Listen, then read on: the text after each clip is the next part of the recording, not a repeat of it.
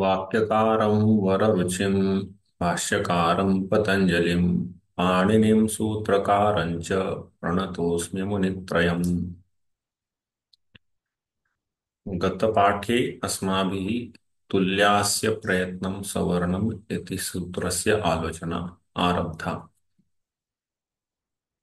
तत्र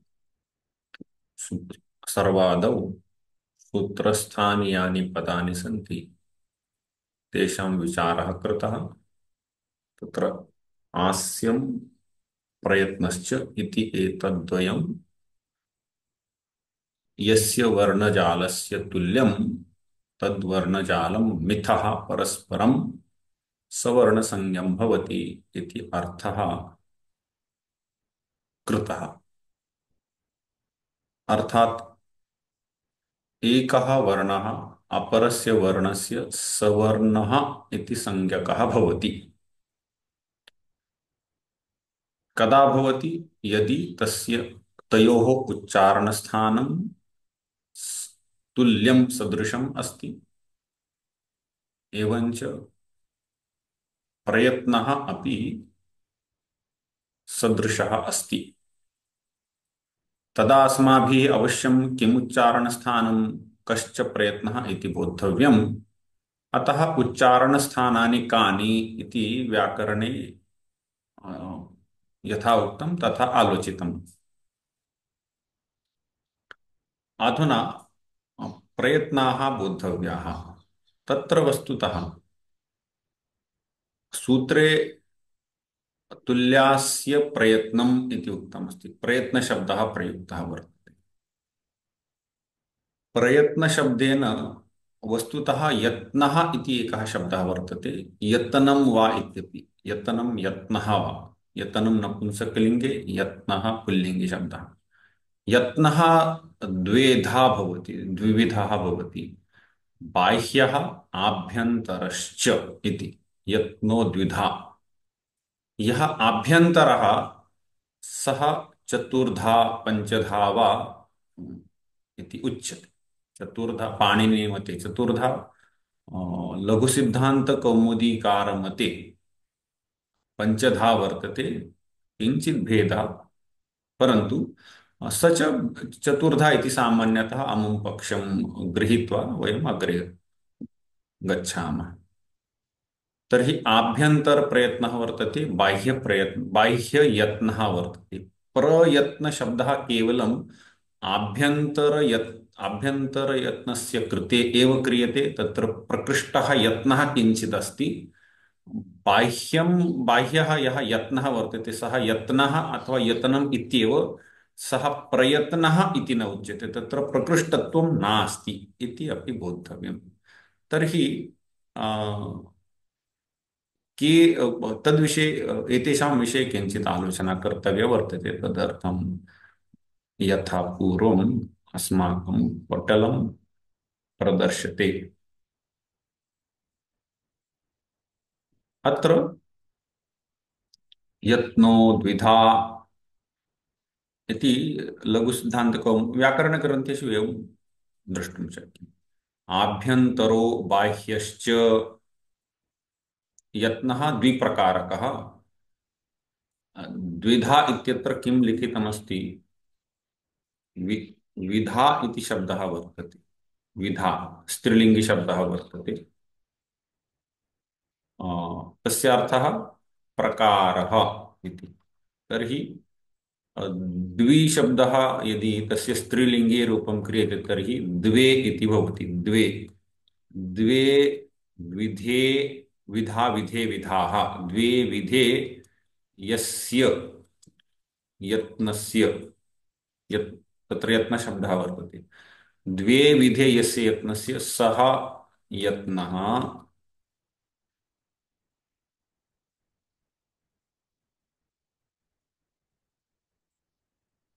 स्वयत्नः द्विधः इति। अथ अथवा यत्नो द्विधा इति द्विप्रकारकः इति। तत्र द्विधा इति लिखितमस्ति तर्हि तस्य द्विप्रकारकः इति एवं बोद्धव्यम्। यस्य प्रकारद्वयमस्ति। यत्नोदिधा द्विप्रकारकम्। आभ्यन्तरः बाह्यश्च। आद्यः चतुर्धा। अत्र लिखितमस्ति आद्यश्चतुर्धा, तर्हि इदम् आद्यः चतुर्धा। आद्यः इत्युक्ते अत्र वचनकाले बाह्य आभ्यन्तरः बाह्यश्च इति वचनकाले आभ्यन्तरशब्दः आद्यः वर्तते, आदौ प्रयुक्तः वर्तते, बाह्यशब्दः अनन्तरं प्रयुक्तः वर्तते। तर्हि अत्र एतत् शब्दद्वयमध्ये यः प्रथमः आद्यः सः चतुर्धा चतुष्प्रकारकः वर्तते। तर्हि चत्वारः के प्रकाराः इति चेत् अत्र स्पृष्टेशत्स्पृष्टविवृतसंवृतभेदात् इति तत्र अस्ति। किमिदं स्पृष्टेशत्स्पृष्ट, तद् एवं तस्य विच्छेदः कर्तुं शक्यते। स्पृष्ट ईषत् स्पृष्ट, स्पृष्ट ईषत् स्पृष्ट विवृत संवृत। तर्हि एतेषां समासः कृतः वर्तते। स्पृष्टेशत् स्पृष्ट विवृत संवृत भेदात्। लघुसिद्धान्तकौमुद्यां तु स्पृष्टेशत् स्पृष्टेशत् विवृत विवृत संवृत भेदात् इति अत्र मध्ये ईषद् विवृत इत्यपि अपरः कश्चित् यत्नः तत्र लिखितः वर्तते, परन्तु पाणिनिमते स नास्ति, तस्मात् मया न अङ्गीकृतः। तत्र स्पृष्टं प्रयतनम् अत्र शब्दः वर्तते प्रयतनम्। अ, प्रयत्न शब्दः पुल्लिङ्गि, प्रयतनं नपुंसकलिङ्गि। स्पृष्टं प्रयतनं स्पर्शानाम्। अत्र यदुक्तम् आद्यः चतुर्धा, अर्थात् आद्यः यः यत्नः वर्तते स च प्रयत्नः। आभ्यन्तरः प्रयत्नः, आभ्यन्तरः प्रयत्नः अथवा केवलं प्रयत्नः इत्युक्तं चेत् आभ्यन्तरः एव बोद्धव्यः भवति। एवञ्च बाह्यः यत्नः एव इति। तर्हि आद्यः यः प्रयत्नः वर्तते सः चतुष्प्रकारकः वर्तते। तत्र नामानि तु उक्तानि, परन्तु किं तत् तन्नाम्नः कः अर्थः? तर्हि तत्र उक्तं तत्र स्पृष्टं प्रयतनं स्पर्शानां।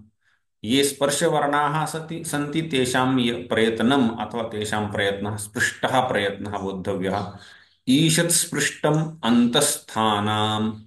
के स्पर्शः के अन्तस्थः इति अग्रे वचनमस्ति।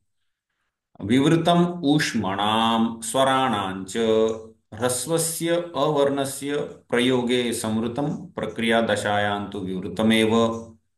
एवं बाह्ययत्नस्त्वेकादशधा। अयं बाह्ययत्नविषये अयं नूतनः विषयः अत्र आरभ्यते, तस्य परं चर्चा भवति। स च एविवारः संवारः श्वासो नादो घोषो घोषोऽल्प प्राणो महाप्राण उदात्त अनुदात्त स्वरितश्चेति। इति एवं रूपेण विवारः श्वासः विवारः संवारः श्वासः नादः घोषः अघोषः अल्पप्राणः महाप्राणः उदात्तः अनुदात्तः स्वरितः च इति एवं रूपेण एकादशधा बाह्ययत्नः तु एकादशधा इति एवं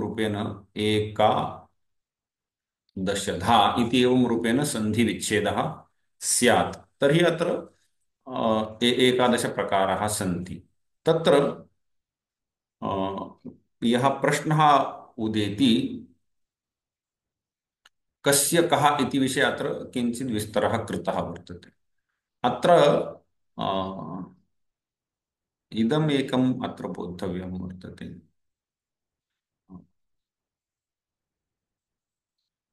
कुत्र गतम्?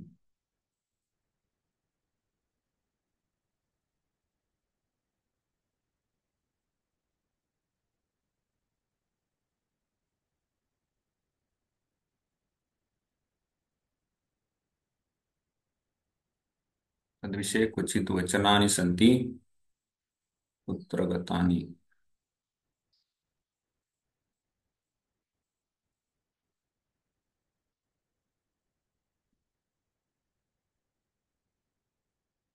भवतु। तत्र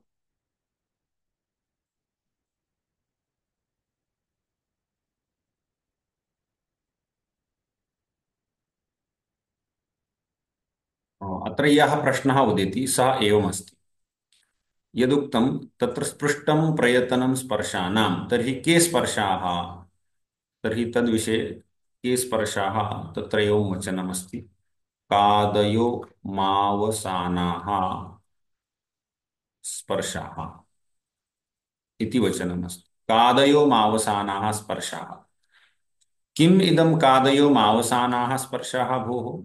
तर्हि क कः आदिः येषां ते कादयः। कादि क आदिः येषां, क येषाम् आदौ विद्यते ते कादयः। अन्तिमः वर्णः वर्तते मः अवसाने येषाम् अथवा म अवसाने येषां ते मावसानाः, अर्थात मः अन्ते येषां ते मान्ताः इत्यपि वक्तुं शक्यते। कादिमान्ता, कादिमान्ता, मान्ताः इति तदेव कादयः मावसानः। क आदिः अथवा अर्थात क वर्णात् आरभ्य, क वर्णात् आरभ्य म वर्ण पर्यन्तं ये वर्णाः वर्णमालायाम् उक्ताः सन्ति ते वर्णाः अत्र बोद्धव्याः। कादयो मावसानाः इति एवम् अत्र अभिप्रेतमस्ति। कादयो मावसानाः तर्हि के ते इति चेत् क वर्गः क ख ग घ ङ, अथवा कू कू चू टू तू पू एते भवन्ति कादयो मावसाना। तर्हि क वर्गः क ख ग घ ङ च छ ज झ ञ ट ठ ड ढ न त थ द ध न प फ ब भ म एते पञ्चविंशतिः वर्णाः सन्ति कादयो मावसाना। क आदिः वर्तते, ककारः आदौ वर्तते, मकारः येषाम् अन्ते वर्तते। एवम् एते वर्णाः कादयो मावसानाः, पञ्चविंशतिः वर्णाः। एते एते स्पर्शाः भवन्ति। अधुना स्पर्शाः भवन्ति इति किं बोद्धव्यम् अत्र? वर्णोच्चारणकाले यथा अस्माभिः दृष्टं यत् अस्य मुखे यत् स्थानं वर्तते तत् स्थानं, तत् तेन स्थानेन सह जिह्वायाः अग्रभागः, उपाग्रभागः, मूलभागः, मध्यभागः तत्र तत्र स्पर्शं करोति। तत्र अथवा मुखस्थं यथा दन्तमूलं वर्तते, तत्र यद् दन्तमूलं वर्तते तद् दन्तमूलं प्रति गच्छति। दन्तमूलं प्रति गत्वा अ, तत्र कदाचित् सम्पूर्णरूपेण स्पर्शं करोति, कदाचित् किञ्चित् विवरम् एव भवति, किञ्चित् दूरमेव तिष्ठति। तर्हि अत्र यत् एवं रूपेण तस्य यत् तदा यदा सम्पूर्णं स्पर्शं कृत्वा वर्णान् उच्चारयति तदा ते वर्णाः स्पर्शाः इति कथ्यते। संपूर्ण उच्चारण काले सर्वादौ जिह्वायाः तत्तद्भागस्य मुखेन सह संपूर्णः स्पर्शः भवति। तदा तदानीं तथाविध प्रयत्नेन तथा स्थितिं कृत्वा ये वर्णाः उच्चार्यन्ते ते स्पर्शाः इति अत्र युक्तिः वर्तते एवं वचने। तर्हि स्पृष्टं प्रयतनं स्पर्शानां ये स्पर्शवर्णाः सन्ति तेषां कृते यः प्रयत्नः अथवा अभ्यन्तर प्रयत्नः वर्तते सः स्पृष्टः इति बोद्धव्यम्। ईषत् स्पृष्टम् अन्तस्थानाम्, अन्तस्थाः के अन्तस्थाः इति तद्विषये एवं बोद्धव्यमस्ति यत् वर्णोच्चारणकाले यथा जिह्वायाः यदि अग्रभागं स्वीकुर्मः, अग्रभागः मुखे दन्तमूलेन सह सम्पूर्णरूपेण स्पर्शं करोति इति एका स्थितिः। किञ्चित् दूरं तिष्ठति, सा द्वितीया स्थितिः। स्वराणाम् उच्चारणं यदा भवति अति अति दूरं तिष्ठति। एवञ्च यदा यकारस्य उच्चारणं भवति अथवा तत्तद्वर्णानां ये य र ल व इति एते वर्णाः सन्ति तेषां यदा उच्चारणं भवति तदा अतिदूरेण भवति, अत्यन्तं स्पर्शं न करोति, मध्ये एव वर्तते। एवं या मध्यस्थितिः वर्तते सा अतः एव अन्तः तिष्ठन्ति एते अन्तस्थः। यथा स्पर्शः भवति सम्पूर्णरूपेण स्पर्शः भवति तर्हि वर्णाः स्पर्शाः। यदि स्पर्शः न भवति, जिह्वा अतिदूरेपि न भवति, द्वयोर्मध्ये भवति, तदा अन्तस्थाः इति। एवं रूपेण ईषत् अन्तस्थाः यवल वयं जानीमः। यवलाः यवलाः यरलव एवञ्च तत्र तेषां य व व ल इति एते सर्वेपि अ, अ, एते अन्तस्थाः भवन्ति। तेषाम् आभ्यन्तरयत्नः कः उक्तः चेत् ईषत् स्पृष्टम्।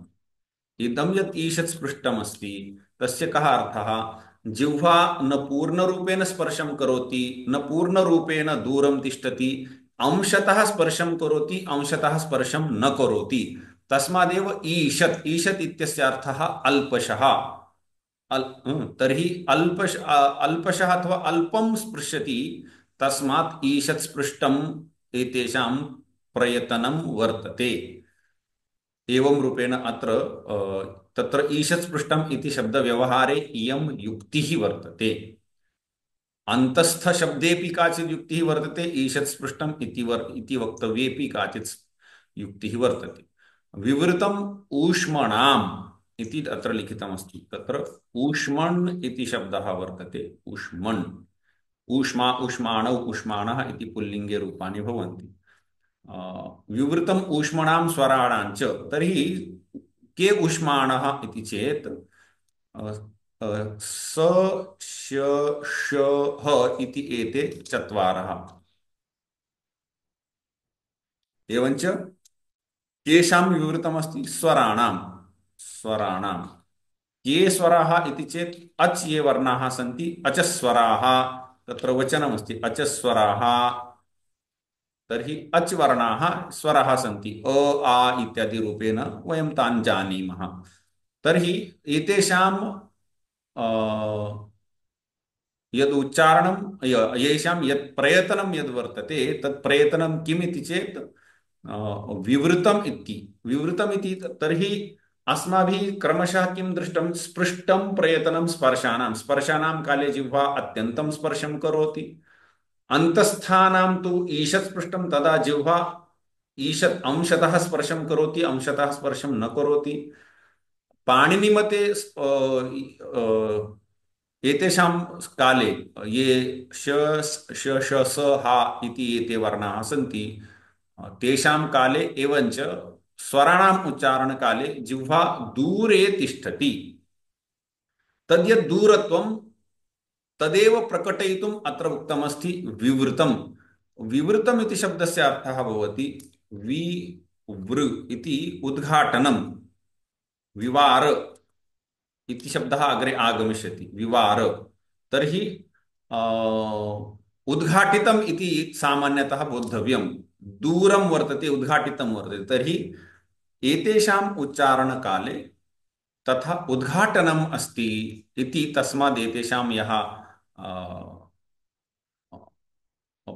प्रयत्नः उक्तः सः विवृतः अथवा प्रयतनं विवृतं। तर्हि ऊष्मणां स्वराणां च विवृतम् इति अत्र उक्तमस्ति। अग्रे उक्तमस्ति ह्रस्वस्य अवर्णस्य प्रयोगे संवृतं प्रक्रियादशायां तु विवृतमेव। इदमपि किञ्चित् बोद्धव्यम् अस्ति। किं बोद्धव्यम् अत्र इति चेत् यः ह्रस्वः अवर्णः वर्तते अयं, तस्य प्रयोगे संवृतं। प्रयोगे संवृतं तर्हि संवृतम् इति किम् इत्यपि द्रष्टव्यम्। यथा अस्माभिः अ इति उच्चारणकाले मुखविवरम् अत्यन्तं न उद्घाट्यते, किञ्चिदेव उद्घाट्यते। अ इति मुखविवरम् अर्थात् तस्य उच्चारणस्थानं तु कण्ठः वर्तते। तत् कण्ठस्थानम् एवञ्च सम्पूर्णं मुखमपि न अधिकम् उद्घाट्यते, किञ्चिदेव उद्घाट्यते। तदा अवर्णस्य उच्चारणं भवति। अयं भवति प्रयोगकालः, उच्चारणं प्रयोगकालः। तर्हि प्रयोगे, उच्चारणकाले, व्यवहारकाले अ इति वर्णस्य उच्चारणं कथं कर्तव्यं चेत् संवृतप्रयत्नेन कर्तव्यम्। अर्थात मुखविवरम अत्यंतम न उद्घाटनीयम अल्पमेव उद्घाटितम उद्घाटनीयम संवृतम इत्यस्य अर्थः अल्पम उद्घाटनम तर्हि अवर्णस्य संवृतं प्रयोगकाले वर्तते परन्तु प्रक्रियादशायाम् इत्युक्ते यदा व्याकरणस्य प्रक्रिया भवति व्याकरणस्य का प्रक्रिया भवति इति चेत् तत्र संधिः इत्यादि यानि कार्याणि भवन्ति सा तु प्रक्रिया भवति यदि क्वचित् अवर्णः आगतः ततः परं आवर्णः आगतः तर्हि अत्र किं कर्तव्यं तत्र एकं सूत्रं पाणिनेः वर्तते अकः सवर्णे दीर्घः इति इदं सूत्रं वर्तते तद् अग्रे पुनः भविष्यति इदं सूत्रं किं कथयति इदं सूत्रं कथयति यदि अक् इति कश्चित् अक् इति प्रत्याहारः वर्तते अक् प्रत्याहारस्थः कश्चित् वर्णः यथा अकारः तस्मात् परं यदि सवर्णः आयाति तर्हि अकारात् परं तस्य सवर्णः तर्हि सवर्णः कः इति प्रश्नः उदेति तत् सवर्णनिर्णयार्थमेव इदं सूत्रम् आगतमस्ति तर्हि यदि अकारस्य सवर्णः आकारः अस्ति तदा अ आ इति अनयोः मेलनं कृत्वा अत्र आ इति फलं स्यात् परन्तु यदि द्वयोः सावर्ण्यम् अस्ति यदि अकारः आकारस्य सवर्णः अस्ति तदा एव द्वयोः मेलनं भवेत् सन्धिः भवेत् तेन आकारः भवेत् तदा एव अकः सवर्णे दीर्घः इति सूत्रेण कार्यं कृतम् अ आ इत्यानयोः सन्धिः भवति तदा दीर्घः एकादेशः भवति इति सूत्रस्य अर्थः अस्ति परन्तु अ आ इति एतौ सवर्णौ न वा मिथः सावर्ण्यम् अस्ति न वा इति प्रश्नः तर्हि अत्र का समस्या उत्पद्यते अवर्णस्य उच्चारणस्थानं कण्ठः वर्तते आवर्णस्य उच्चारणस्थानमपि कण्ठः एव वर्तते अकुह विसर्जनीयानां कण्ठः इति वचनात् वयम् इदं जानीमः अ इत्यस्य 18 भेदाः सन्ति सर्वेषां भेदानाम् उच्चारणस्थानं कण्ठः एव परन्तु आभ्यन्तरप्रयत्नः कः इति चेत् अवर्णस्य प्रयोगकाले तु संवृतमस्ति अवर्णस्य प्रयोगकाले संवृतम् अस्ति तर्हि आस्यम् अस्माकं किम् आवश्यकं भवति सावर्ण्यनिर्णयार्थम् आस्यम् आवश्यकं प्रयत्नः च कः इति निर्णयः आवश्यकः भवति तर्हि प्रयत्नविषये अवर्णस्य प्रयोगे संवृतम् अस्ति तर्हि व्यवहारे तु संवृतम् अस्ति तस्मात् यदि संवृतः स्यात् कीदृशः वर्तते अत्र उक्तमस्ति विवृतं स्वराणा ऊष्मणां स्वराणां च तर्हि स्वराणां वस्तुतः यत् प्रयत्नं वर्तते तद् विवृतमस्ति तर्हि आकारस्य विवृतम् इति आगतम् आकारस्य प्रयत्नं कथमस्ति अथवा आभ्यन्तरे प्रयत्नः कीदृशः वर्तते विवृतम् इति प्रयत्नं प्रयत्नम् इति कर्तुम् अन्यथा प्रयत्नशब्दः पुल्लिङ्गे वर्तते प्रयत्नं कीदृशमिति चेत् विवृतमस्ति तर्हि अवर्णस्य व्यवहारे संवृतम् अस्ति आवर्णस्य व्यवहारे विवृतमस्ति तर्हि द्वयोः आकारस्य अकारस्य च यः आभ्यन्तरः प्रयत्नः वर्तते सः तुल्यः नास्ति सदृशः नास्ति भिन्नः वर्तते अनेन का समस्या उत्पद्येत अवर्णः आवर्णस्य सवर्णः न भवेत् इति समस्या किं कारणं यत् यदि द्वयोः वर्णयोः उच्चारणस्थानं समानं स्यात् एवञ्च तेषां प्रयत्नः अपि तुल्यः स्यात् तदा एव सवर्णः भवति परन्तु अत्र यद्यपि उच्चारणस्थानं समानं वर्तते परन्तु प्रयत्ने भेदः दृश्यते आभ्यन्तरप्रयत्ने भेदः दृश्यते तस्मात् अत्र सवर्णसंज्ञा इष्टा अपि न प्राप्नोति तद्वारणाय किं कर्तव्यं तद्वारणाय एवं व्यवस्था कृता यत् यदा प्रक्रिया क्रियते प्रक्रिया इति अत्र यथा आ इति अनयोः मेलनं कर्तव्यं मेलनं कृत्वा दीर्घः कर्तव्यः तर्हि अयं प्रक्रियाकालः वर्तते प्रक्रिया काले अयम् अवर्णः संवृतः नास्ति विवृतः अस्ति इति अत्र बोद्धव्यम् इति पाणिनिना तत्र तथा व्यवस्था कृता वर्तते।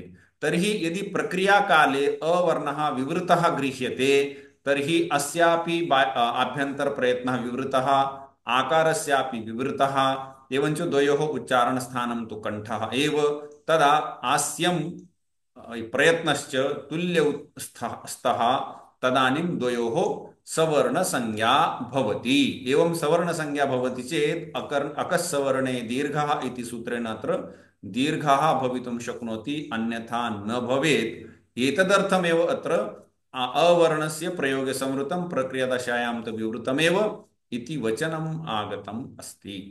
एवमस्ति अत्र एवं वचने कारणम्।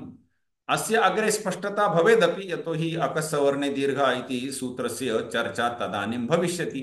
परन्तु तथापि अत्र एवं वचनं कुतः आगतम् एवं तत्र कारणं भवतु। तर्हि विवृतम् ऊष्मणां स्वराणां च इति उक्तम्।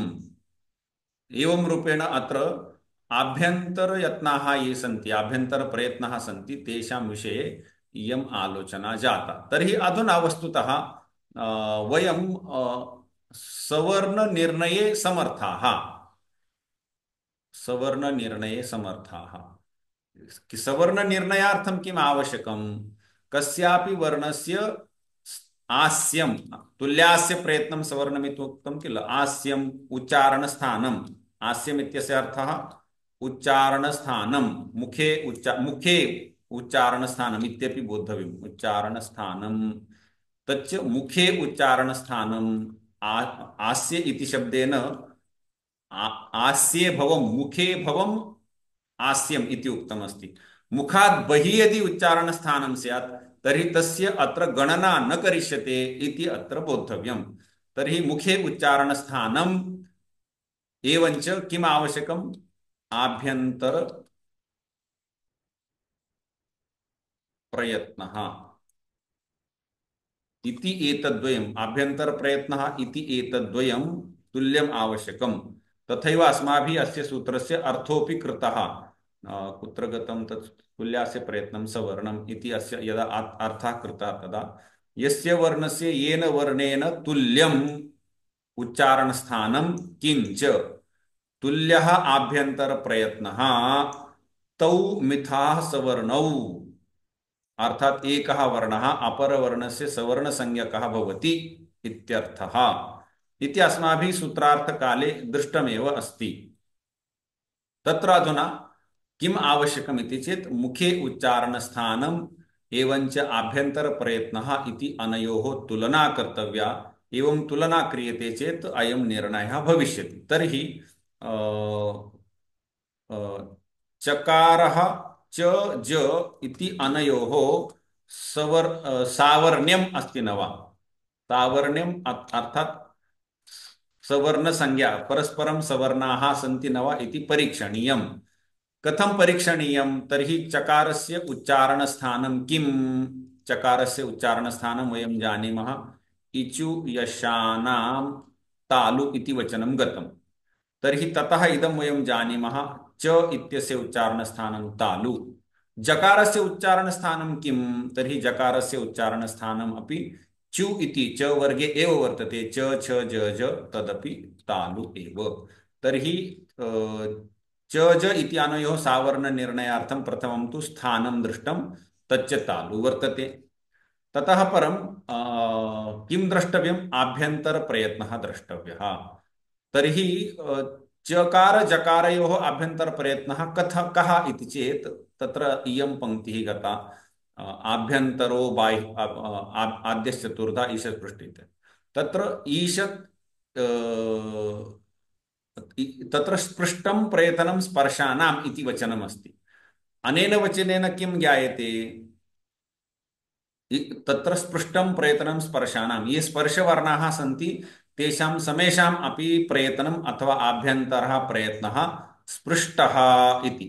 तर्हि चकारोऽपि स्पर्शः वर्तते जकारोऽपि स्पर्शः वर्तते। कथं कादयो मावसानाः स्पर्शः इति उक्तं क वर्णादारभ्य मकारपर्यन्तं ये वर्णाः सन्ति ते सर्वेपि स्पर्शः इति उक्तं। तस्मात् चकारः जकारश्च द्वयोः अपि द्वौ वर्णौ अपि स्पर्शौ स्तः। स्पर्शानां प्रयत्नं स्पृष्टं वर्तते। तर्हि चकारस्य यथा उच्चारणस्थानम् आगतं तद्वत् आभ्यन्तरप्रयत्नः अपि स्पृष्टः इति अपि आगतम्। प्रयत्नः आभ्यन्तरप्रयत्नः स्पृष्टः। एवञ्च जकारस्यापि आभ्यन्तरप्रयत्नः स्पृष्टः एव तदपि आगतम्। तर्हि अधुना निर्णयार्थं या व्यवस्था आवश्यकी या यद् ज्ञानम् आवश्यकं तदागतम्। तेन किं ज्ञातमिति चेत् च वर्गस्य उच्चारणस्थानं तालुः आभ्यन्तरप्रयत्नः स्पृष्टः। ज वर्णस्य उच्चारणस्थानं तालु आभ्यन्तरप्रयत्नः स्पृष्टः। अतः च वर्णः ज वर्णस्य सवर्णः वर्तते इति ज्ञायते। अग्रे किञ्चित् इतोपि उदाहरणं पश्यामः। त वर्ग त वर्णः न वर्णश्च इति अनयोः तुलना कर्तव्या वर्तते। द्वयोः सावर्ण्यम् अस्ति न वा इति। तर्हि तत्र तकारस्य उच्चारणस्थानं किम्? तकारस्य उच्चारणस्थानं वयमिदं जानीमः। लुतु लुतु लसानां दन्ताः इति पंक्तिः वर्तते, पठिता अस्माभिः। तर्हि अत्र तु इति वर्तते। तर्हि त वर्गस्य उच्चारणस्थानं दन्ताः। नकारस्य किं? नकारोऽपि तत्रैव लुतु लसानां दन्ताः तन्मध्ये वर्तते। तस्मात् नकारस्य उच्चारणस्थानं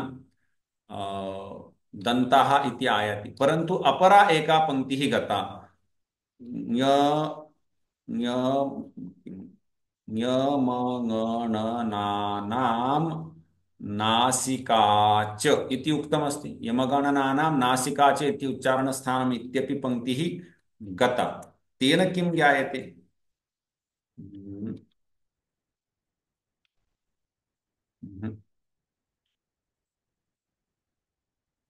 तेन किं ज्ञायते इति चेत्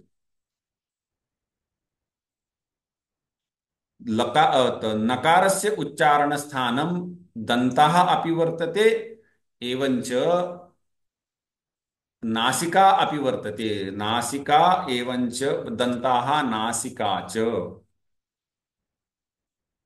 तदा अयं प्रश्नः अत्र उदेति। एवञ्च आभ्यन्तरप्रयत्नः कः इति चेत् आभ्यन्तरप्रयत्नः द्वयोः कः? तर्हि तत्र उक्तमस्ति स्पृष्टं प्रयतनं स्पर्शानां कादयोमावसानाः स्पर्शाः सन्ति। तकारः नकारश्च स्पर्शः स्पर्शौ स्तः। तस्मात् एते स्पर्शाः सन्ति। तेषां प्रयत्नं स्पृष्टं वर्तते। तत्र समस्या नास्ति। स्पृष्ट अथवा प्रयत्नः स्पृष्टः वर्तते। तर्हि प्रयत्नः तुल्यः वर्तते, सदृशः वर्तते।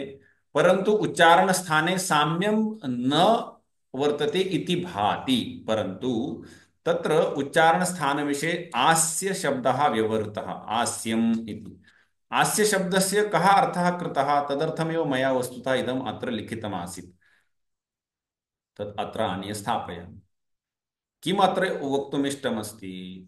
अत्र वक्तुम् इष्टमस्ति यत् आस्यम् इत्यस्य अर्थः आस्ये भवम् आस्यम् इत्यपि विग्रहः तत्र प्रदर्शितः। तर्हि मुखे यदुच्चारणस्थानं तदेव गणनीयम्। अत्र नकारस्य दन्तः इति यदुच्चारणस्थानं तत्तु मुखे वर्तते, परन्तु नासिका इति मुखे नास्ति, मुखात् बहिः वर्तते। तस्मात् नासिकायाः गणना न क्रियते। उच्चारणस्थानं तु अस्ति, तत् मुखे नास्ति। तस्मात् सवर्ण निर्णयकाले मुखस्थम एव स्थानं गणनीयं, बाह्यं स्थानं न गणनीयम् इति ते तदागतम्। तस्मात् अत्र यद्यपि नासिका इति अधिकम् उच्चारणस्थानं वर्तते नकारस्य, तथापि नासिका इति मुखे नास्ति, मुखात् बहिर्वर्तते। तस्मात् तस्य गणना न भवति। तस्मात् नकारस्य अत्र आस्यं दन्ताः एव। उच्चारणस्थानं यद्यपि नासिका, परन्तु आस्यं तु दन्ताः एव। तस्मात् तकारस्यापि दन्ताः नकारस्यापि दन्ताः। तस्मात् द्वयोः सवर्णसंज्ञा भवति न कापि समस्या एवं रूपेण। तर्हि अत्र इदं ज्ञातं भवति। अधुना इदमपि आगतं यत् आकारस्य